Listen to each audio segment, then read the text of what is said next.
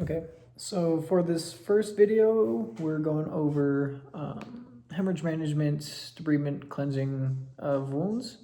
So I don't have a live patient in front of me, so I'm using my suture skin. So if I do have a patient that is bleeding from a laceration, first thing I'll do is I will just hand them some gauze pads, hand this to the patient so that they can put it on the wound, hopefully stop the bleeding, tell them to apply pressure, elevate it while I get my gloves on.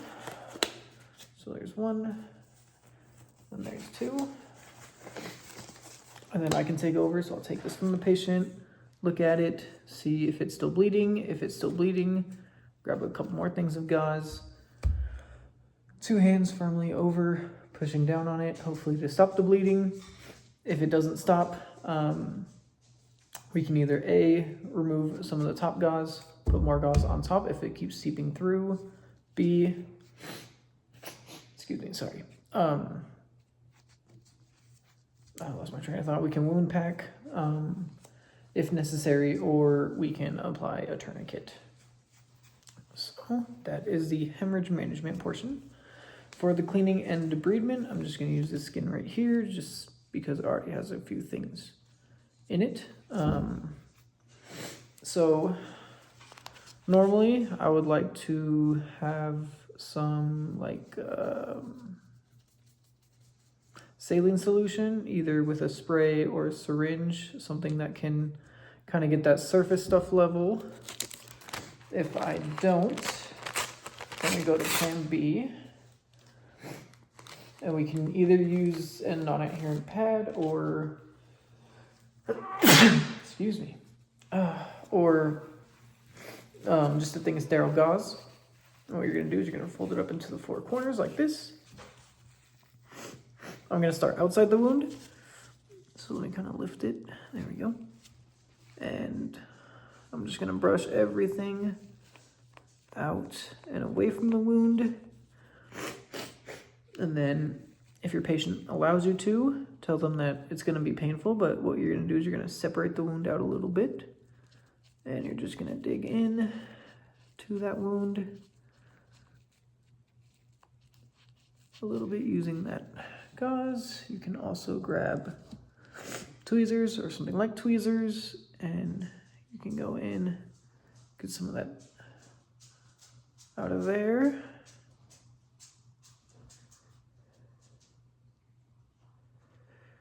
If it's just an abrasion, I'll usually use like hydrogen peroxide or Hibiclens, put that on a piece of non-sterile gauze, and clean that with that non-sterile gauze and the hydrogen peroxide or the Hibiclens. Excuse me. There we go. And then with an abrasion, we can just put a non-adherent pad over it and wrap it up. So again, we can kind of go over this once we get some of that debris out. Kind of clear it away from the wound. Like I said, if I had some sort of spray of saline solution or something like that, or even just like a syringe that I could put saline solution in to help kind of flush out some of that dirt and debris, that is ideal. So now that we have cleaned that out, we can head into suture. Okay, so for the sutures, I'll be doing both a horizontal and a vertical mattress. So we'll start with the horizontal mattress. So I have my needle holders and my needle, my sutures. I'm basically gonna go about 8 millimeters or about half a needle length away from the wound. We're gonna go in at a 90-degree angle. Now we're gonna come through the wound, back up the other side. We're gonna pull all this through, so we have a nice little tail at the end. So right about there. Then we're gonna change the position of the needle. Grab it with the needle holders. Come over roughly about another half to a quarter needle length. dive in at a 90-degree angle, come back up. You can kind of measure it off of that first suture hole. We're gonna pull it all the way through nice and tight, right there. We're gonna set that off to the side so we can tie it off. And then we're gonna do 1, 2, 3 passes around the needle holder. Oh, that is not working for me. 1, 2, 3, pinch the tail, pull it through.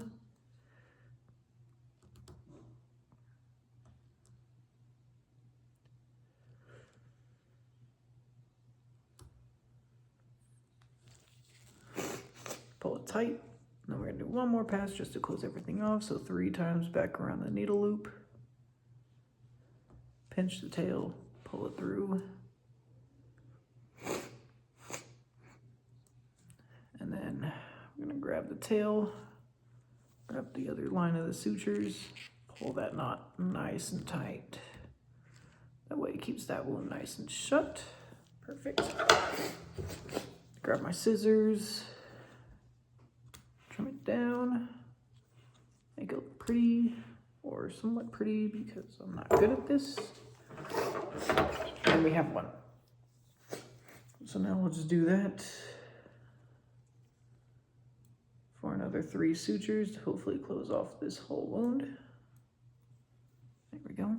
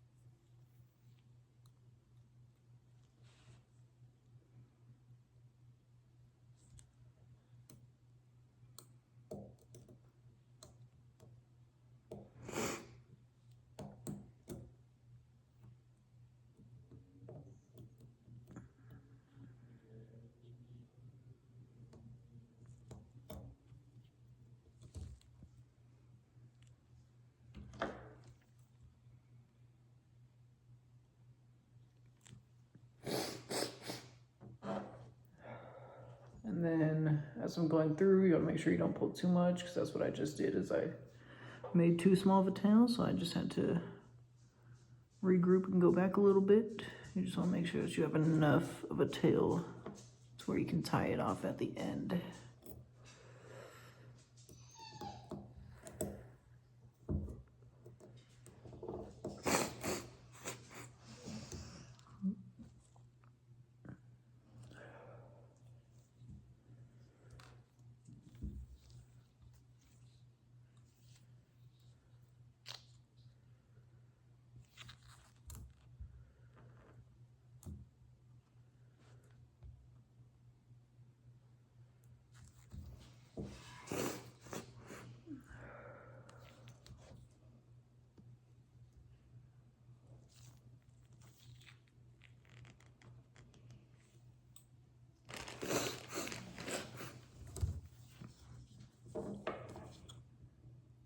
And then also I forgot to add,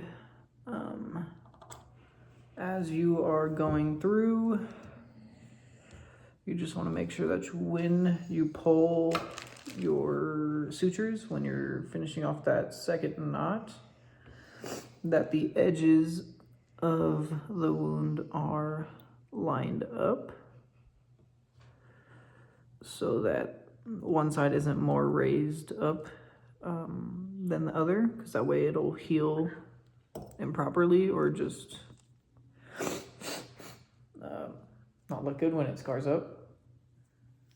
And I mean, mine probably won't look good anyways when it scars up, but it is what it is.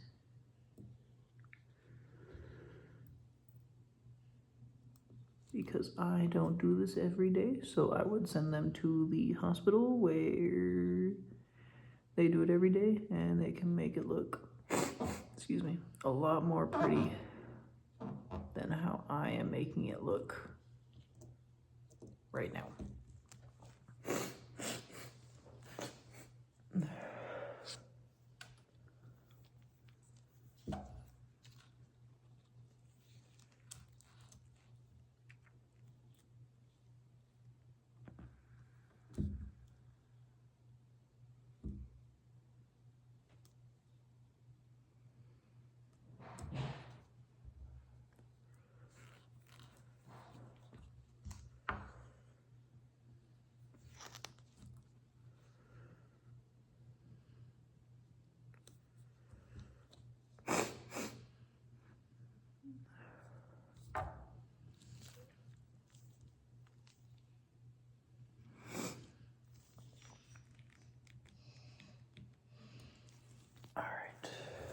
So we have just finished the 4th stitch.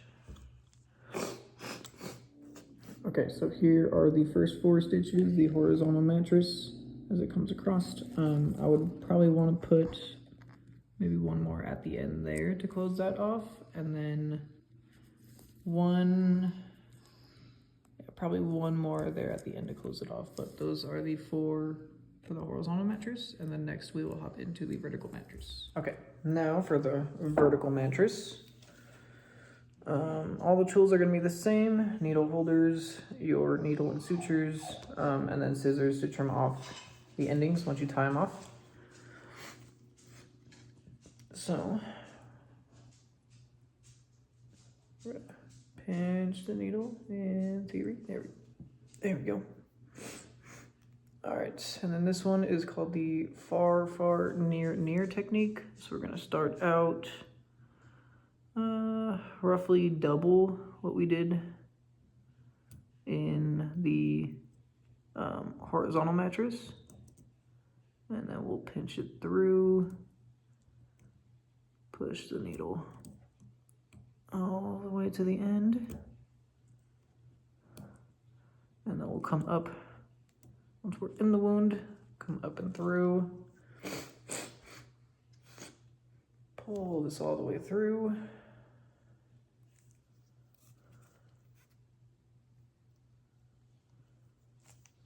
And then we will go back into the wound and come out again about double the length. And so since it's called the far, far, near, near, then we did our 2 fars. And now we will go back in and do our nears. So coming through the wound, pinch, come back up to get that nice vertical suture. And then we'll dive back, come back up and through, pinch the needle, get that nice suture, and then we'll tie it off. 1, 2, 3 loops, pinch, pull through, and then let me snip just a little bit of the tail off.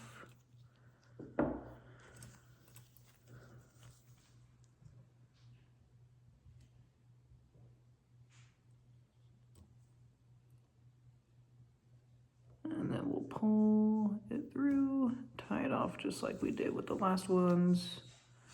I like to do double knots just to make it more secure so that it doesn't slip off or slip through. pull nice and equally on both sides. That way one side doesn't get raised up more than the other. And then we'll go through and we'll cut all this off for the patient.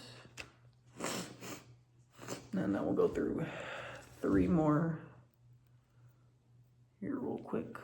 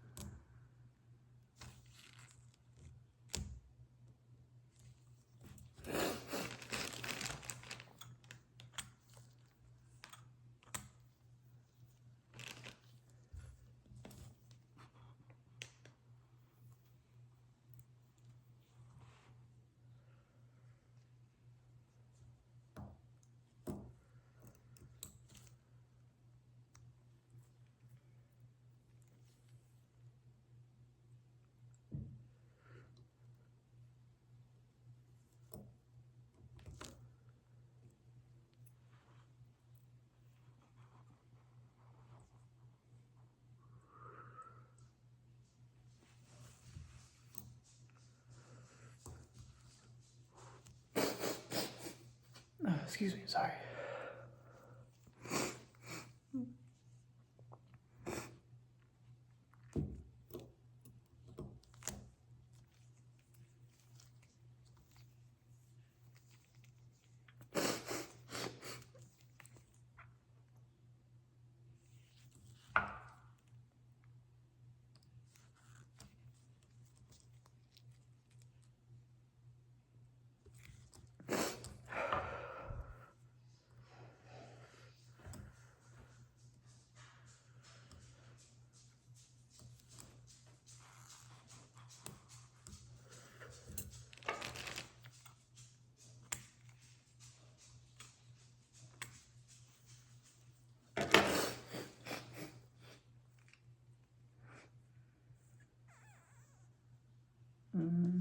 Switch it out real quick. So I ran out. I don't think I'd have a long enough line.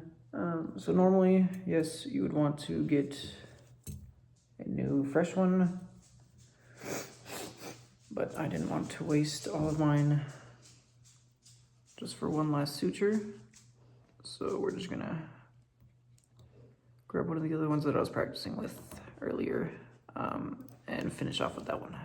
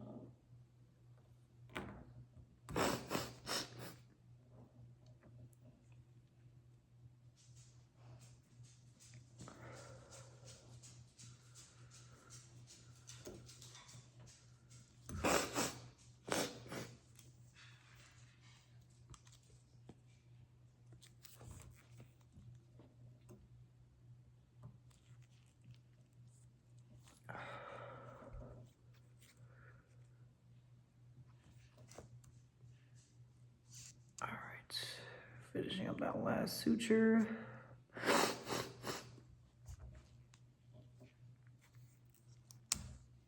Oh, that ripped anyways, perfect. And then we're just going to snip off this piece right here. And you're going to want to go through, clean off all your tools. Excuse me. And the needles and all the sharps will go in the sharps container biohazard bag for anything that got bloody, so gloves, stuff like that. And then this is our product for the vertical mattresses. I might do one there just to close that piece off. That one didn't get the best closure because it snipped off, so I'd probably cut that out, do it again, and then I'll probably put one more at the end there to fully close off that wound. Okay, and then for the post-care treatment,